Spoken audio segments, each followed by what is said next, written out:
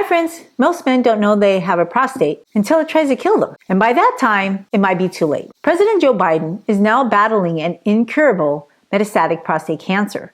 A harsh reminder that this disease doesn't always give you a warning. And while he's 82, the youngest documented case, he was just 13.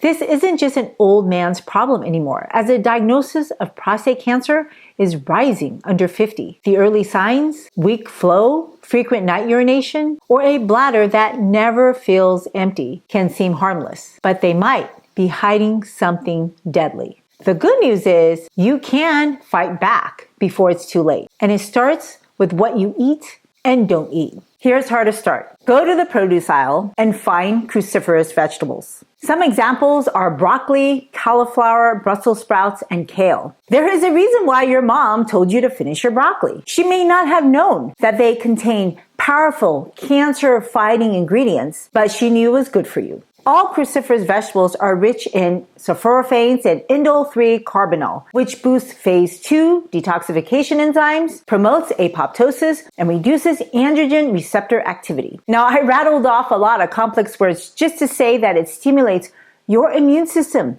to help you fight cancer, and it calms down the hormones that make prostate cancer grow. Think of your immune cells like the car you drive. Periodically, you're going to need a mechanic to tune up your car, right? Well, enzymes are the mechanics to keep your cells tuned up. Now, we own a Subaru that's supposed to get an oil change every 6,000 miles. And if we don't do it, eventually the debris will clog up the motor, right? And then the car may not drive. Your cells collect debris too, which can be so toxic that it clogs up the motor in the cells called the genetic material. These toxins mutate your DNA, and it could either mutate the whole cell to turn cancerous, or it can destroy the cell. Have you ever gone on vacation and forgot to throw away your trash? You walk in and your whole kitchen smells like a compost factory, right? If you've ever walked near a composting bin, you'll notice gas rising from that area. And then you'll smell chemicals created by metabolism from bacteria and mold. Do you think it's healthy? No, not for you to inhale it. Your cell also creates chemicals from metabolism that are very dangerous for your cells. And every day it needs to detoxify. Otherwise, the toxins build up and can mutate the cells to become cancerous. And this is why you have to eat cruciferous vegetables daily. Now, luckily for you, a competent immune system will hunt and take down cancer cells because you have them every day. Recently, I heard on the news that there was a jailbreak. Actually, a few jailbreaks. 10 inmates escaped the Orleans Justice Center in a jailbreak that shocked neighbors and officials. And these cops are hunting for prisoners. That's what your immune cells do, hunt for cancer cells. And if it doesn't do a good job, if they can't find the prisoners, well, what happens? They just start living their life and doing more crime. Well, cancer cells start growing in your body if your immune system can't take them out. Now, apparently at these jail facilities, they were underfunded. And so nobody was watching the prisoners and they escaped. And when you underfund your own immune cells, you allow cancer to grow and escape surveillance. It turns out that the prisoners broke out because the cameras were broken. It was so bad that they had time to rip out the toilet and sink and create a hole in the wall to walk through. And if you aren't giving your immune cells the tools that they need, your cancer cells will rip out your body tissues too, and it creates holes everywhere it goes. And this happens to normal tissue when cancers metastasize, like in Joe Biden's bone. So what are the tools that you need? Well, you need to eat multiple servings of cruciferous vegetables to give your body those tools to detoxify every day. And unlike your car, where you have to drive to a mechanic, the mechanics of your cells are already in your body. They are waiting for the tools, and you have to eat them to give it to them. Some people do detox once in a while, maybe once a year. Detox is a daily process. It's like showering. Have you ever sat next to that kid who didn't take a bath last night? And my kids don't know this, but I often take an extra sniff when I go in to give them a hug to make sure that they've showered. And when they were small, they used to have grime behind their earlobes and under their neck. And I know sometimes they didn't use any soap. I know I did that when I was a kid. Soap helps to get out the oils and sweat off much better than just a water rinse. However, if you have really dry skin, like eczema, then the wrong soap can actually make your skin even worse. Inside your body, your cells use special proteins called glutathione S transferase. These enzymes, they are the key detoxifiers for your cells. They neutralize carcinogen. And it's amazing that Big Pharma has trained generations of people that the only way to fight cancer is to get chemotherapy. Yet there is no chemotherapy that activates the most important detoxification system in your body, and that's the glutathione redox system. The best way to do that is through food. How did chemo even start? Well, in 1942, nitrogen mustard, a derivative of nitrogen gas, was discovered to suppress the bone marrow of soldiers exposed to mustard gas during World War II. Nitrogen mustard was originally used to remove warts. Now, these soldiers, they ended up with low white blood cells, which is not compatible with life, unless your immune system has turned cancerous, like lymphoma. And it turns out that nitrogen mustard could cause people with lymphoma to go into temporary remission. And that was the birth of cancer chemotherapy. The next decade later, drugs like methotrexate, 6-mercaptopurine, and vincristine were invented to attack DNA synthesis. And unfortunately, unlike food, when you get chemotherapy, it affects both the cancer cells and normal cells. Hence, people on chemotherapy get bone marrow suppression, hair loss, liver toxicity, and ulcers throughout their gastrointestinal tract. Unfortunately, those drugs don't treat prostate cancer. The prostate is a very tiny walnut-sized gland that is located below the bladder. Now, there is actually a tube that goes through that prostate gland. That's called a urethra, and that connects the bladder to the outside world. The urethra allows people to urinate. And unfortunately, when the prostate enlarges, like benign prostatic hypertrophy, it often enlarges from the inside, which chokes the urethra, then blocking the bladder from draining urine. And that's why as men grow older, they have problems urinating. Now, the prostate is a unique organ because androgen hormones like testosterone, they make it grow. So if you get rid of androgen hormones, then you can shrink prostate tumors. This is called androgen deprivation therapy, which won a Nobel Prize in 1966. Now, do you know how they got rid of androgens in the beginning? Well, which organ do you think makes testosterone? Remember, testosterone is higher in men. Yup, they cut those out. However, the adrenal glands also make androgens, and you need your adrenal glands to live. But it turns out if you give them female hormones like estrogen and luteinizing hormone, those hormones can counteract the androgens to shrink prostate cancer. Life would be so simple if we can simply take female hormones to cure prostate cancer. Unfortunately, there are other hormones that stimulate prostate cancer found in your food, such as insulin-like growth factor 1. And when you eat food with insulin-like growth factor 1, it makes prostate cancers divide and immortal. Now, can you think of a common food with high amounts of insulin-like growth factor 1? I'll give you a hint. What food helps our children grow the fastest? Well, if you were a baby, you may have been breastfed by your mom, right? Breast milk contains a lot of insulin-like growth factor 1, which is good for the baby. However, at some point in your life, your mom weaned you off. But then she transitioned into another breast milk called dairy. The rise in dairy has been associated with a 25-fold rise in prostate cancer in Japanese men since World War II. And before World War II, the Japanese had a traditional diet with very low dairy consumption. To be fair, after World War II, it wasn't just dairy that they increased by 20-fold. They ate a bunch of meat and a bunch of eggs as well. And I wish it was just as easy as cutting out dairy, but it's not, because it isn't just dairy that has insulin-like growth factor 1. Your own liver makes insulin-like growth factor 1 when it's stimulated by the right foods. Now, nothing in life is ever just black and white, just good or bad. Insulin-like growth factor 1 is actually important for you as an adult to regulate your metabolism and to repair tissue. It's important for your muscles and your bones. And every time you eat protein that's rich in leucine, methionine, and arginine, you actually stimulate your liver to make more insulin-like growth factor 1. So this is another reason why you need to eat protein.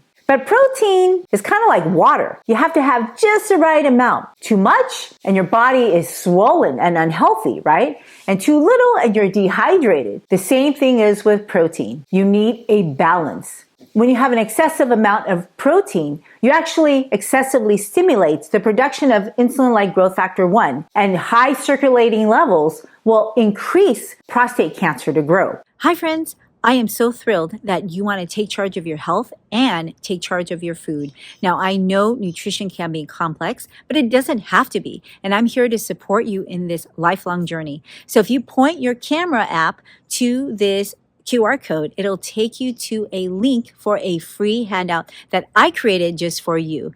And if you like it, if you want to see other handouts, please go to the link in my show notes, and then you can leave me your feedback on what I could do to help you in your journey.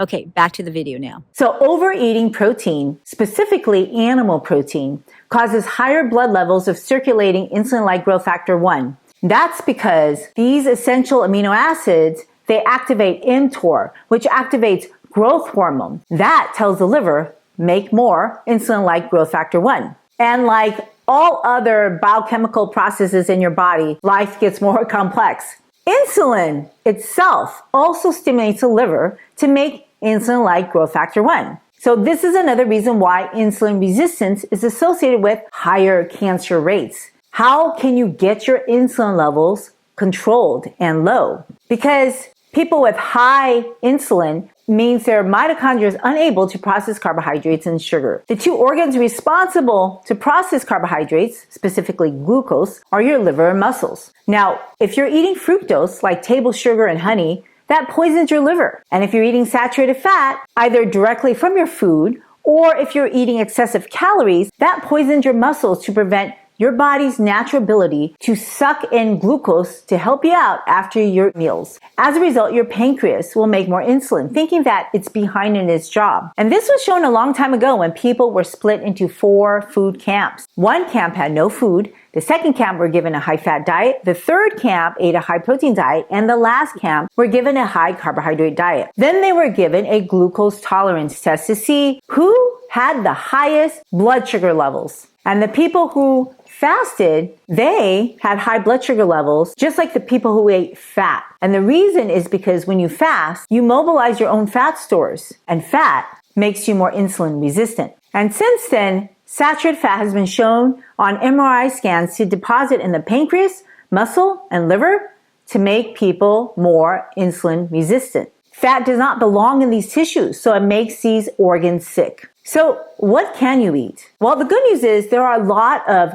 phytonutrients that can help you lower your insulin-like growth factor 1 so that you can not stimulate your prostate cancer to grow. But you have to eat enough of them while simultaneously avoid the toxins that are stressing your immune system and your metabolism to promote cancer growth. Now, bad food messes us up slowly, unlike cyanide. How long have you been chugging down microplastics in your water bottles, right? Not all poisons are immediately lethal. They could be silently suppressing your bone marrow and lowering your white blood cells without you even knowing it. And this is why food is so confusing. And those type of foods are the most harmful when the effects are subtle. Oftentimes, bad food are the devil in disguise. They look delicious, they're addicting, but they're so bad for us. Did you know that when you drip milk, even organic milk with no added hormones, it makes prostate cancer cells grow faster, 30% faster in a petri dish? Now, if you repeated the experiment with almond milk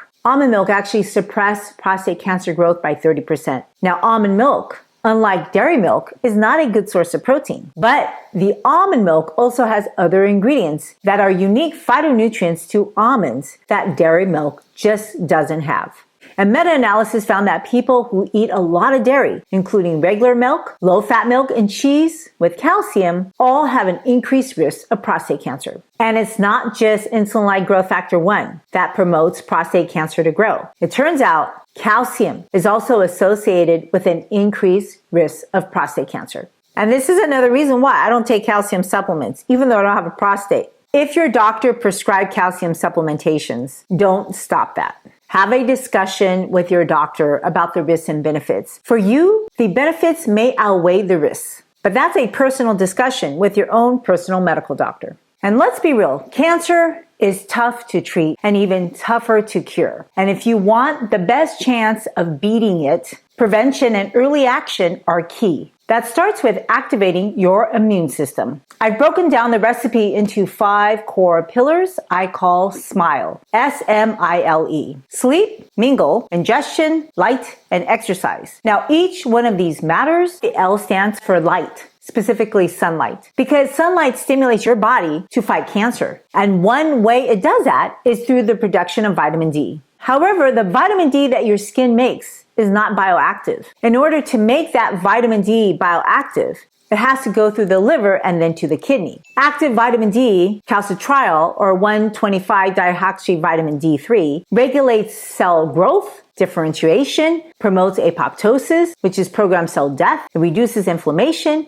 and inhibits angiogenesis to prevent blood vessel formation, which tumors need to grow. Now, in the prostate tissue, there are vitamin D receptors, and active vitamin D can actually slow and suppress tumor development. But the metabolism of vitamin D, like I mentioned, is not so simple. After your skin makes vitamin D, it needs to become bioactive. So first, that vitamin D, cholecalciferol, goes to the liver to be stored. Cholecalciferol, or vitamin D3, then needs to become 25-hydroxyvitamin D, which is an inactive storage form. So that 25-hydroxyvitamin D is still inactive in the body until it goes to the kidney or the prostate, actually, which then turns 25-hydroxyvitamin D into 1,25-dihydroxyvitamin D, the active form. And in order for them to do so, they need an enzyme called 1-alpha-hydroxylase. Unfortunately, high levels of calcium prevents this from happening because it reduces 1-alpha-hydroxylase enzymes. And it does this indirectly through your parathyroid glands, which is responsible for controlling your calcium balance. High calcium levels tell the parathyroid gland it doesn't need to secrete any more parathyroid hormone. And the parathyroid hormone is a key stimulator of 1-alpha-hydroxylase. Now remember, you need that in your prostate to convert inactive vitamin D to the active vitamin D form. Therefore, when you have less parathyroid hormone, you have less activated vitamin D in your prostate gland, which means it can't protect your prostate tissue from prostate cancer. With dairy having so many issues, wouldn't you rather try a plant-based milk so that you can potentially counteract androgens because of the phytoestrogens found in soy milk? So androgens is how prostate cancer grows. So chemotherapy or hormonal therapy blocks that. And when you eat foods of phytoestrogen, specifically isoflavones like genistein and diazin, they actually bind to estrogen receptors weakly. And this can modulate hormone-sensitive cancer risks. The Japanese are some of the longest living people on earth. They eat 6 to 11 grams of soy protein a day. And the average Japanese eats about 13.5 pounds of soy a year. The older Japanese, they have retained their traditional diets of 3 servings a day. Soy milk has the equivalent amount of protein as dairy. And in fact, many soy foods are high in protein. And traditionally, they were foods fed to samurai warriors for battle. Now, Japan's older generation has one of the highest life expectancies in the world. My family grew up eating a ton of soy as well. I had tofu tonight. I try to feed soy to my children multiple times a week. Now, I don't have a prostate, but I'm really glad my parents fed me tofu as a child or just soy in general, because children who eat soy have a lower risk of breast cancer when they grow up. But if you think about it, we're not just eating isoflavones when we eat soy products, but soybean is a whole food and it has lignans, fiber, and other phytonutrients. Many plants have lignans, like lentils. And lignans actually also have weak estrogenic activity because after you eat lignans, your gut bacteria convert them into other molecules such as enteroligens, enterodiols, and enterolactone. Now, most people, when they think about soy, they think about it affecting their hormones because of the isoflavones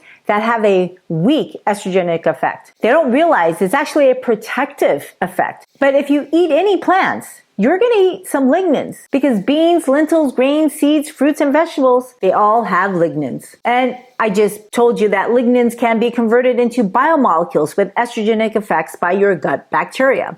And you would think that it would be beneficial. But unfortunately, at this time, studies have not proven that it suppresses prostate cancer growth. However, when you eat food, you're not just eating lignans or isoflavones. People eat entire foods. And when you eat whole food, you're getting thousands of phytochemicals, most of which people have not studied. However, we do know people who eat a strict plant-based diet, they have been shown to shrink their prostate cancer and lower their PSA. And if you can do that, you've cured your prostate cancer. If you take the blood of a plant-based dieter and drip it on prostate cancer cells, their blood suppresses prostate cancer growth 8 times more than those who eat a standard American diet. And I suspect it's probably not just the hormonal effect that these plants have on prostate cancer. When you eat plants, you also get antioxidants with anti-inflammatory benefits from these plant phytochemicals. And the fiber, well, that's fermented by your gut microbiome into beneficial short-chain fatty acids that influences your immune function and lowers inflammation. Plant phytochemicals, they work in multiple ways in your body. Genistein, that isoflavone found in soy, that can inhibit angiogenesis so that tumors don't get a new blood supply. It also inhibits tyrosine kinases, which are important in cancer signaling. So you can disrupt both of them. Now, even though I'm talking about these foods separately, in reality, people eat food in combination with each other. For example, have you ever eaten beans with tomatoes? That's a delicious chili. Tomatoes, especially cooked tomatoes, you can release lycopene, a red carotenoid pigment that helps your cells to reduce oxidative stress and neutralize free radicals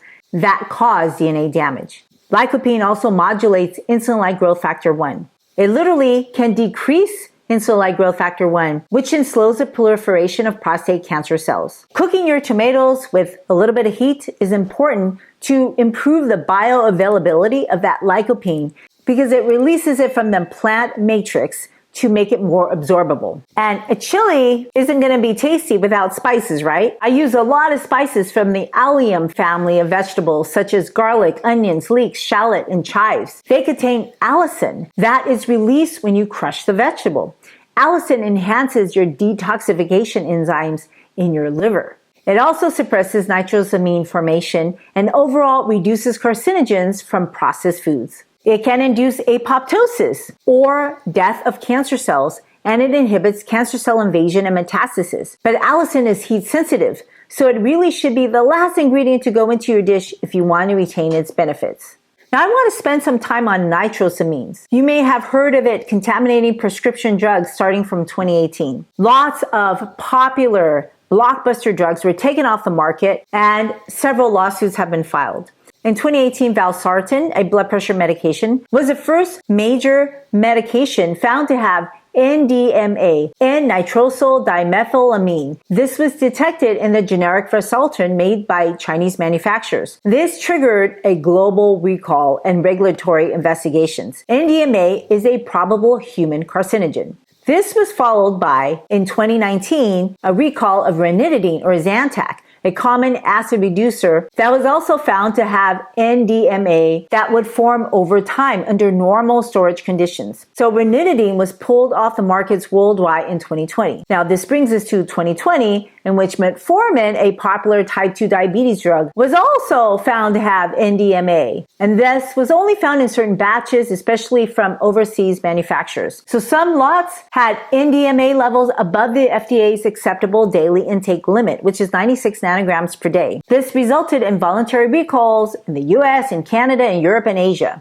And since 2020, other medications such as angiotensin receptor blockers like losartan, irbesartan, also nizatidine and other H2 blockers, certain antibiotics like rifampin, anesthetics, and smoking cessation drugs also have been contaminated due to changing manufacturing processes, especially at overseas facilities. Now, how does this happen? They probably used some solvent, reagent. They probably didn't quality control well. They had some kind of nitrite containing reaction that formed these amines. There's a lot of lost trust, right, in the whole system. The thing is, one little pill probably isn't going to be that bad. Nitrosamine exposure is cumulative. And the cancer risk depends on the dose and duration and the type of nitrosamine and your individual susceptibility. You don't have to megadose it all at once to increase your cancer risk. You can just do it every day or multiple times a day. So the regulatory agencies like the FDA, the EMA, they consider low-level exposures over a long period of time to be potentially carcinogenic if it is above a certain threshold. So if you took those drugs, don't you feel kind of angry that they had carcinogens in your medicines? Well, what if I told you that these carcinogens, nitrosamines, are actually very commonly found in common foods, popular foods, especially processed meats and preserved or fermented foods. Unlike pharmaceuticals, nitrosamines are found naturally in food and they're not regulated. And the same cancer risk happens. Exposure to food and drug both add up. Nitrosamines form when nitrites or nitrates are used as preservatives. This react with the amines from the proteins, especially under high heat, like frying and grilling. So you're making nitrosamines if you cook it wrong. And all nitrosamines, they are classified as human carcinogens, specifically NDMA, NDEA, NPIP, NMOR, and several others. So which foods have the highest nitrosamines? Well, the worst offender is that fried bacon, especially when you overcook it or you pan fry it. Grilling meats forms more nitrosamines because you have that high heat. Hence, your barbecue grill makes your food toxic. Minimize using them. Cured meats like sausages and ham also harbor nitrosamine, which increases with heat. Smoked fish and meats also have nitrosamines. Now, I know I'm taking away all the delicious way to eat meat. So maybe you should cut down on meat. But if you're going to eat meat, why not eat it stewed? And then add some vegetables to that stew. But don't add pickled vegetables because they contain nitrosamines too. Lots of Asian recipes call for pickled vegetables. I'm the first to admit they are very tasty. But I really try not to eat them as they're associated with higher rates of stomach and esophageal cancer. Currently, there's this fermented food fad. And lots of professionals from MDs to PhDs from Stanford to Harvard, they're trying to promote your gut health by telling you to eat more fermented foods. And I don't disagree that fermented foods have been associated with an increased gut microbial diversity. However, nobody's addressing the elephant in the room, which are rising rates of gastrointestinal cancers. We already know in Asia, there's a gastric cancer belt that have existed for decades. So I can't figure out why we're ignoring that fact and promoting fermented foods that's associated with gastrointestinal cancers. I personally am not willing to sacrifice getting some microbial diversity to elevate my esophageal and stomach cancer risks. I think there are safer ways to diversify my gut microbiome without eating cancer-causing fermented foods. Now, I find it rather ironic that people are suing drug manufacturers over nitrosamine in their pills when they're eating bacon deli sandwiches and grilling their food. So if you want to maximize your chance of fighting any cancer and avoiding prostate cancer, it's highly recommended that you avoid high heat cooking methods, eliminate processed meats and dairy.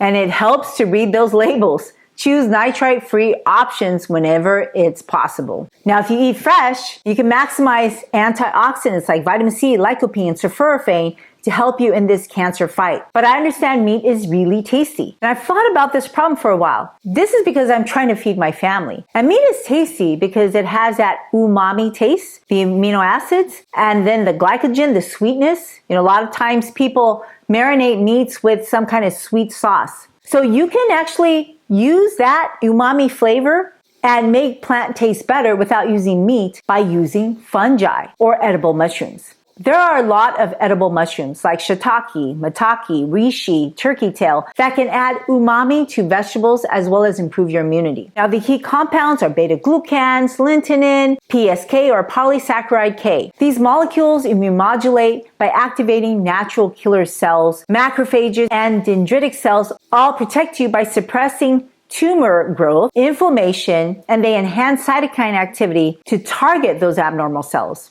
Some mushrooms actually have been shown to reduce PSA levels and inhibit prostate tumor growth in models. Now, by themselves, mushrooms are not going to be the cures in cancers, at least not yet. However, several studies have shown that when given in conjunction with chemotherapy or radiation therapy, tumors appear to shrink better and people have a better quality of life. Certain mushrooms like shiitake have also helped people suffer less from chemo-related toxicity. It did slightly improve survival rates by only about a month. So Big Pharma, they're pretty excited. They're searching for some kind of mushroom extract to make it into their next blockbuster chemotherapy. In the meantime, I'm just going to eat mushrooms and favor my leafy green leaves along with aromatic allicin spices to make them tastier. Your umami mushroom seasoning can transform boring greens like spinach, kale, Swiss chard, arugula into delicious, nutritious side dishes. Leafy greens have folate, chlorophyll, and carotenoids like lutein, zeaxanthin, all important for your cancer fight. Did you know that the lack of folate causes DNA damage? Folate isn't just for pregnant people. We all need it. Folate supports proper DNA synthesis and repair. Chlorophyll is thought to bind and neutralize dietary carcinogens, and carotenoid, they are strong antioxidants, further protecting your DNA from oxidative damage. And I know some people, they don't like the taste of green leaves because they're bitter. Not all of them are bitter, but they are a little bit bitter. And hence the benefit of combining foods with the herbs and the spices and the mushrooms to soften that bitterness. Another trick to making these vegetables taste better is to add sweet vegetables like carrots, sweet potatoes, and squash. These foods are not only colorful, but they are also rich in carotenoid like beta-carotene and alpha-carotene, which get converted to vitamin A, which is another essential vitamin to support your immune system and your skin health. Carotenoids have antioxidant properties that help guard against cellular mutations. I was told in medical school that all men pass away with prostate cancer. Most of the time, they don't even know they have it. But this actually isn't true. Take a look at this map. Countries in blue have low rates of prostate cancer. Notice how most of Asia have low rates of prostate cancer. However, even the traditional Asian diet is changing with the rise of processed food and dairy. And along with that comes a rising rate of prostate cancer. You remember Japan? After World War II, they started eating a lot of egg, meat, and dairy. And so their prostate cancer risk increased by 25-fold. It's still much lower than us in America. And of course, there are multiple things that trigger cancer growth. It's not going to be just your food. And people who are at higher rate of prostate cancer may have a family history. They're usually older in age, and they could have obesity or a history of smoking, or they may have received ionizing or UV radiation, or maybe they've been exposed to arsenic or other chemicals like Agent Orange, or even infectious diseases that cause prostatitis or STDs like gonorrhea and chlamydia. They too increase the risk of prostate cancer. Now, there are some things you can't change, like your family history. And nobody on purpose wants to get irradiated or pick up an STD, right? However, STDs are rampant, but avoiding an STD is not rocket science, folks. 1 in 5 Americans get an STD, especially those between the ages of 20 to 34. And for some reason, people think it's no big deal because we have antibiotics that can cure some STDs. Have you heard of herpes, HPV, or HIV? For me, H stands for hard to treat. Those germs are impossible to cure. If you don't want an STD to change your quality of life forever, then at the very minimum, test your partner, get yourself tested, and use protection. Now, the people who have the best response to diet appear to have slow-growing, early-stage prostate cancer in which they are in the watch and wait stage. Aggressive cancers may benefit from hormone therapy along with localized prostate therapy to help improve the quality of life, reduce bone pain, and rates of complications. And any patient with prostate cancer should really seek guidance from a medical oncologist and urologist for best treatment options. However, even people under medical supervision could benefit from eating better foods and getting rid of the poisonous foods, right? The cure for prostate cancer was published in this paper, which may not cure everybody, but I'm sure would improve the quality and quantity of people's life and potentially slow down the progression of advanced prostate cancer, even if it's not curable. Now, I mentioned arsenic, which is not only a problem around the world, but also in our food supply. And if you want to learn more about that, watch the next video.